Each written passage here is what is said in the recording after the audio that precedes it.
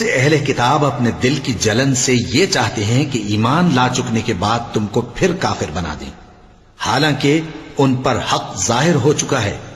تو تم معاف کر دو اور درگزر کرو یہاں تک کہ اللہ اپنا دوسرا حکم بھیجے، بے شک اللہ ہر بات پر قادر ہے۔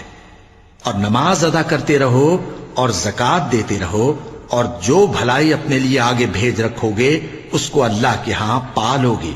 کچھ شک نہیں کہ اللہ تمہارے سب کاموں کو دیکھ رہا ہے۔ اور یہودی اور عیسائی کہتے ہیں کہ یہودیوں اور عیسائیوں کے سوا کوئی بہشت میں نہیں جانے کا۔ یہ ان لوگوں کے خیالات باطل ہیں۔ اے پیغمبر ان سے کہہ دو کہ اگر سچے ہو تو دلیل پیش کرو۔ ہاں کیوں نہیں، جو شخص اللہ کے آگے گردن جھکا دے یعنی ایمان لے آئے اور وہ نیکوکار بھی ہو تو اس کا صلہ اس کے پروردگار کے پاس ہے۔ اور ایسے لوگوں کو قیامت کے دن نہ کسی طرح کا خوف ہوگا اور نہ وہ غمناک ہوں گے۔ اور یہودی کہتے ہیں کہ عیسائی رستے پر نہیں، اور عیسائی کہتے ہیں کہ یہودی رستے پر نہیں، حالانکہ وہ کتاب الہی پڑھتے ہیں۔ اسی طرح بالکل انہی کسی بات وہ لوگ کہتے ہیں جو کچھ نہیں جانتے یعنی مشرک۔ تو جس بات میں یہ لوگ اختلاف کر رہے ہیں اللہ قیامت کے دن اس کا ان میں فیصلہ کر دے گا۔ اور اس سے بڑھ کر ظالم کون جو اللہ کی مسجدوں میں اللہ کے نام کا ذکر کیے جانے کو منع کرے اور ان کی ویرانی کے لیے کوشش کرے۔ ان لوگوں کو کچھ حق نہیں کہ ان مسجدوں میں داخل ہوں مگر ڈرتے ہوئے۔ ان کے لیے دنیا میں رسوائی ہے اور آخرت میں بڑا عذاب۔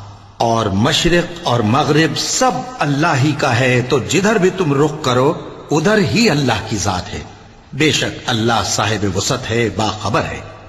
اور یہ لوگ اس بات کے قائل ہیں کہ اللہ اولاد رکھتا ہے۔ نہیں، وہ پاک ہے، بلکہ جو کچھ آسمانوں اور زمین میں ہے سب اسی کا ہے اور سب اس کے فرما بردار ہیں۔ وہی آسمانوں اور زمین کا پیدا کرنے والا ہے، اور جب کوئی کام کرنا چاہتا ہے تو اس کو ارشاد فرما دیتا ہے کہ ہو جا، تو وہ ہو جاتا ہے۔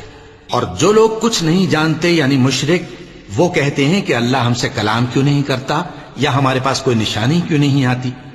اسی طرح جو لوگ ان سے پہلے تھے وہ بھی انہی کسی باتیں کیا کرتے تھے۔ ان لوگوں کے دل آپس میں ملتے جلتے ہیں۔ جو لوگ صاحب یقین ہیں ان کے سمجھانے کے لیے ہم نے نشانیاں بیان کر دی ہیں۔ اے پیغمبر، ہم نے تم کو سچائی کے ساتھ خوشخبری سنانے والا اور ڈرانے والا بنا کر بھیجا ہے۔